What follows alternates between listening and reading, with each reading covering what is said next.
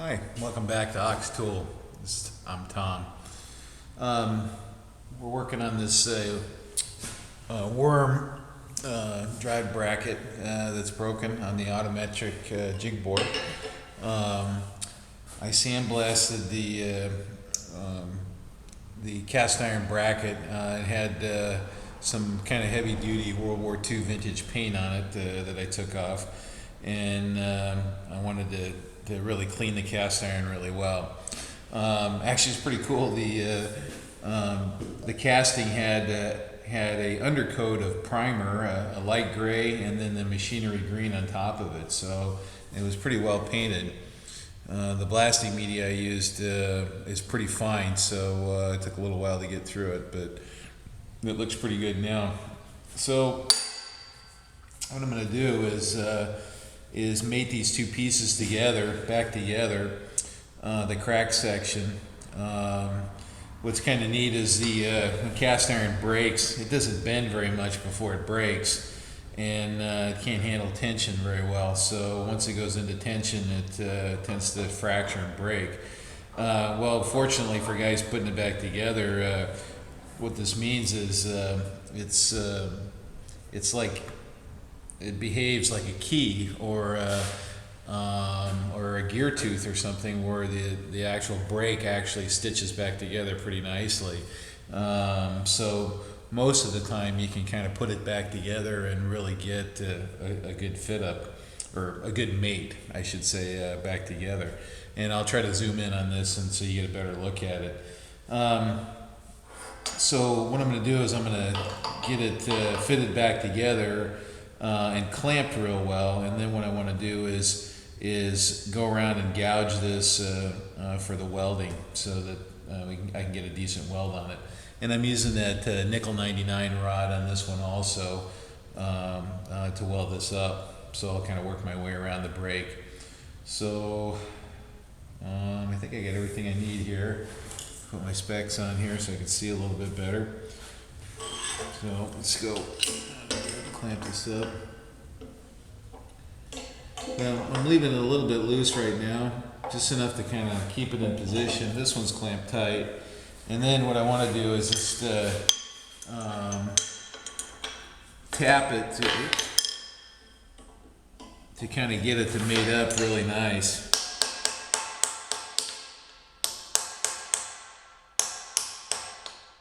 I like using this is a little pinhead hammer here, literally pinhead, that's made out of bronze. And what it allows me to do is I can, instead of swinging and trying to hit a particular spot square, I can just hold this against there and get a little tap. And I'm not really impacting the part and burring it up. So I'm just kind of holding it against there and tapping this into position. So I like this fit right here. It looks pretty good right there, actually. So I'm just gonna crank that down, run my hand over it. Yeah, that's a nice fit. So get my gouging gear here, and then put some more gouges in it.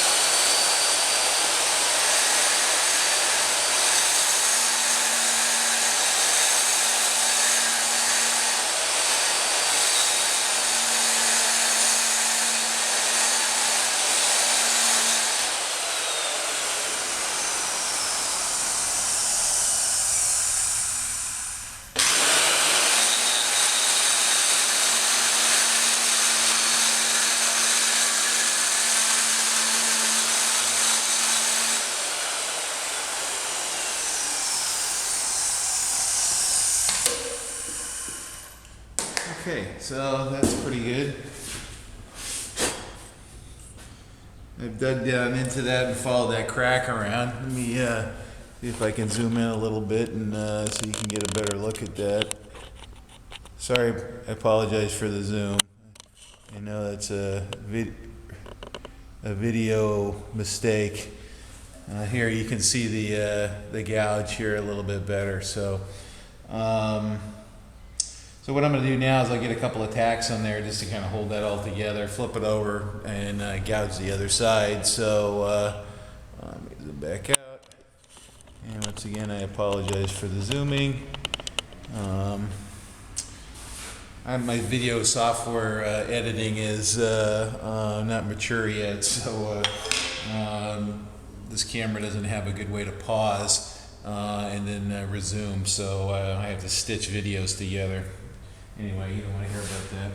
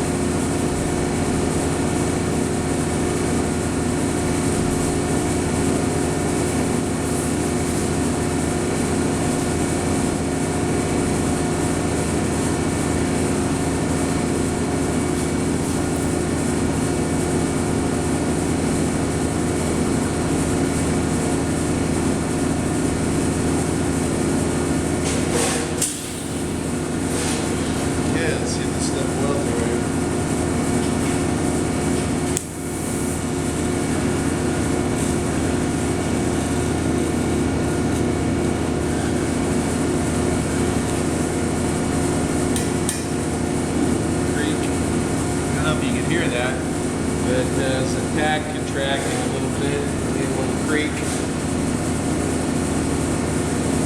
Actually, I think I'm gonna get my little torch and just warm this whole thing up a little bit.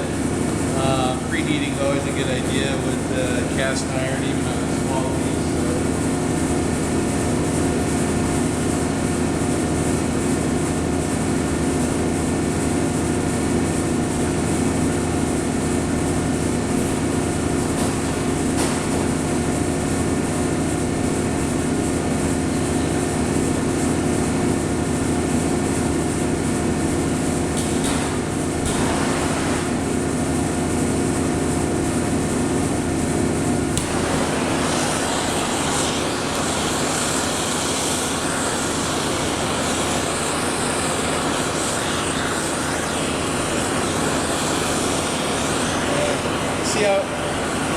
See how red those sparks are? That's the cast iron dust there.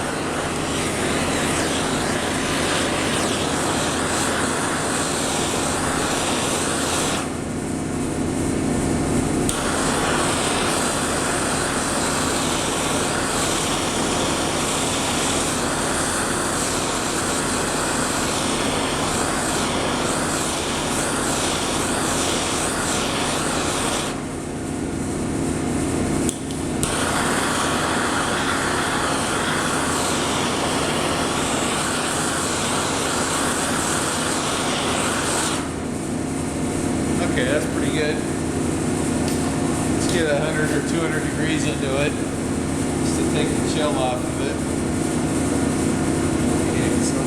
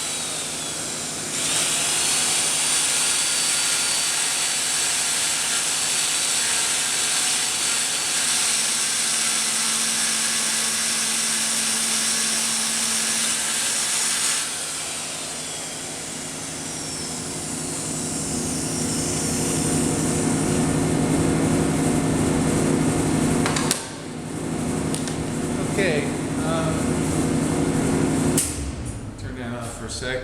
So I've gouged the backside and followed it around. That's going to be a little tricky to get in there and weld, but we'll try it and see how it goes. I don't need much weld in there. It's not, the casting's not very thick. One of the reasons it broke. Let's see that there. There's the front gouge. And then, let's see. And then there you can kind of see the back gouge on the back. Anyway, looks pretty good. Very happy with that. Let's see.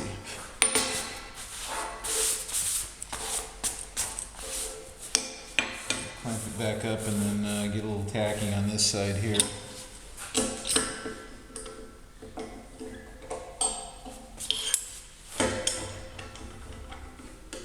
I got it up on blocks just so that it's resting on these machine pads that were where the casting was surfaced before. So I want those coplanar and correct. I'm not too worried about distortion in this. Cast iron's pretty mellow that way. It's not like stainless steel that frickin' moves all over the place on you when you weld on it. Okay, let's get a little more weld in there.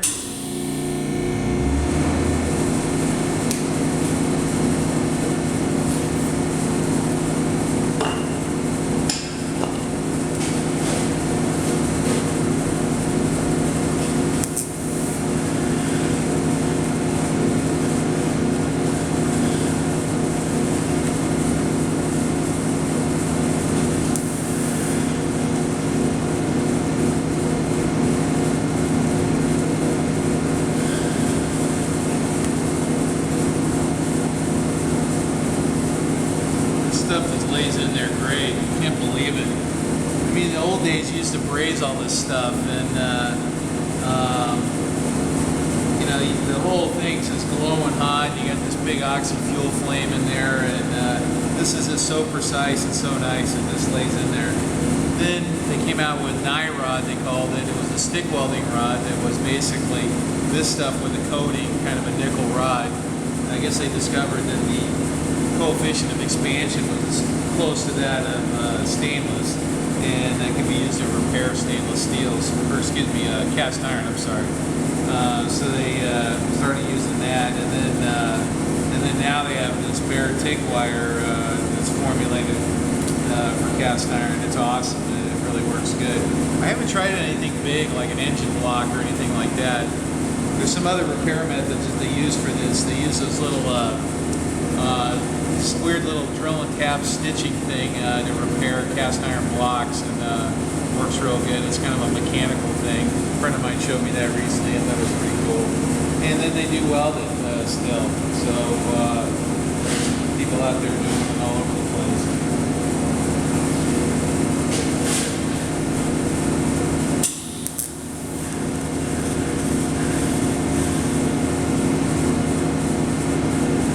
I guess if you have an antique car or something like that, you know, with a cracked block, you don't have too many choices, so you got to get in there and really do some serious restoration work. Not like you can just go to the junkyard and get yourself a new block for some Model A or some old car. So there's some pretty creative guys out there saving this kind of stuff. Alright, so I'm going to flip it back over. I got some good tacks or some short welds on here now. This will stabilize this side, so when I weld on the other side, if there's any pulling or whatever, this will kind of keep it from pulling.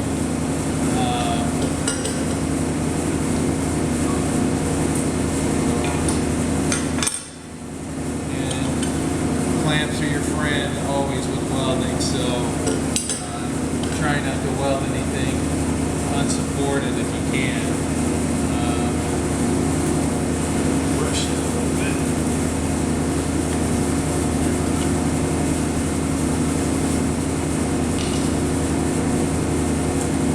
Ground clamp. I don't know if you guys noticed, but I'm using this itty bitty little ground clamp. A lot of the welding you do is really kind of light amperage, and this is a great example of that. And I get so tired organic monster ground clamps. You know, I can clamp it to the table and just let it go through the table and all that, but I like to be more specific with my grounding. I don't like to arc through anything important or leave ground tracks on stuff. So what I've been doing is I've been using, I added a little plate in the machine, and I just coupled this up, and it's kind of a light duty ground, so when I have light welding to do, I just use this, and this is good for 100 amps or 150 amps, 75 amps, this little alligator clip. And it's really easy to put on. I can flip it on in a bunch of places, and it's really easy. And if I need heavier amperage, I just get the big Magumba out and hook that up if I need it. But this works great, as you can see. And it's not getting hot or anything weird, so it's more than has enough capacity. Most people oversize the grounds considerably.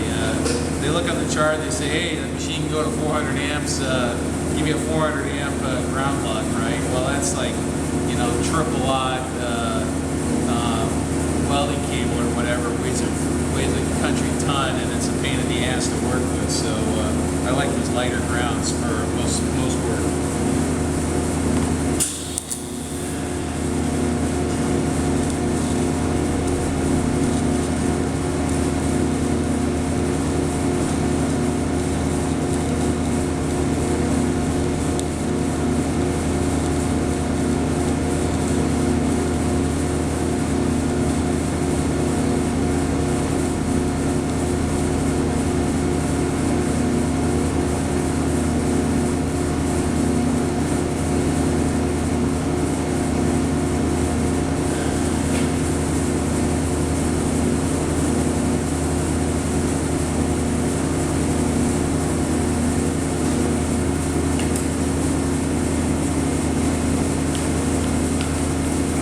Bad looking weld. I won't be embarrassed to show you the YouTube community that weld, so you'll get to see it. I'm gonna let it sit like that for a sec. Let it cool down a little bit. I'll go on the other side and weld that. Wow, it looks like I might be putting this thing back together tonight, so that'll be pretty good.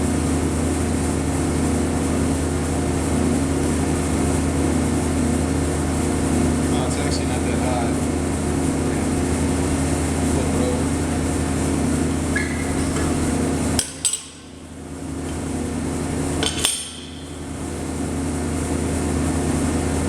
See that?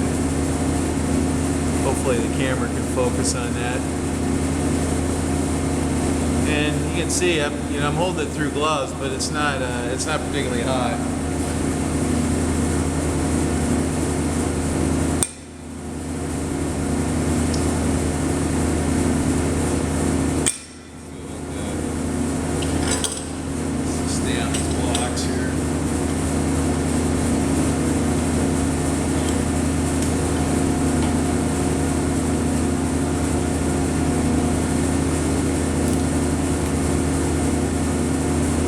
I got a little weirdness on the end of the rod, so whenever you see something like that, I always just snip it off, get rid of it. Last thing you know, when you're doing weird welding, the last thing you need is to stick something in the puddle that you don't know what it is, or it's oxidized or something, so put it down, snip it out.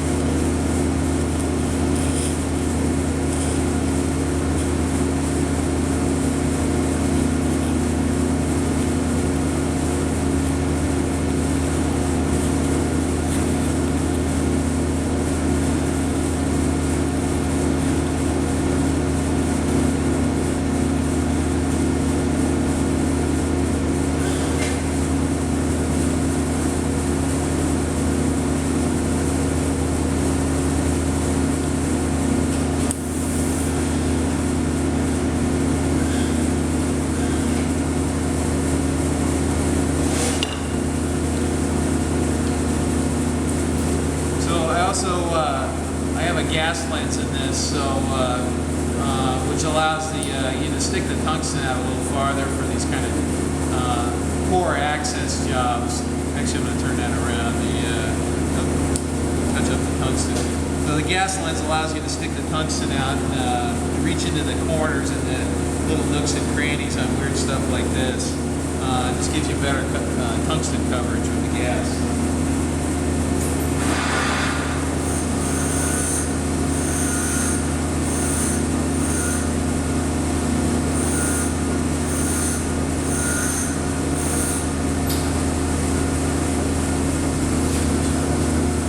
I'm going to hang this out a little ways, well, maybe 5/8 of an inch there sticking out. Then I can reach down into this corner, this last little bit in here.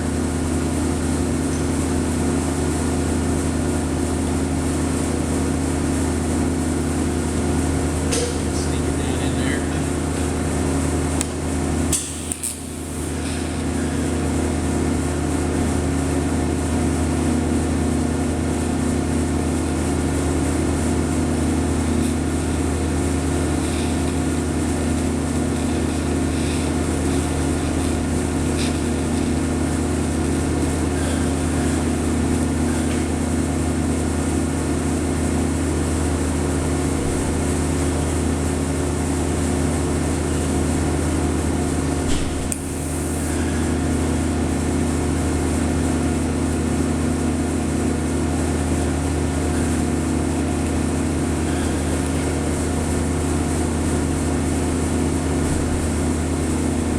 That's got it.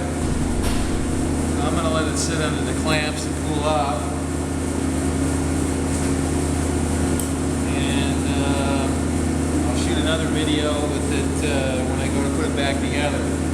So we'll put it back together and then I'll install it in the machine and you guys will get to see that. So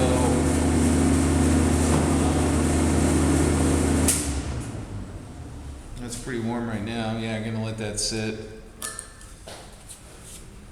Yeah, this ground cable's fine. This is a little warm just because it was on this, which is warm, but the cable's fine. So I don't know what kind of amperage I was running, but it wasn't too much. All right, well, I'm gonna turn the video off now and let this cool off, and then when I come back, I'll put this assembly back together with these tapered pins and the little collar and the hand wheel, and then we'll stick it back on the machine and we'll give it a try and see how it looks. Okay, that's it for now. Remember, nothing too strong ever broke. See you later.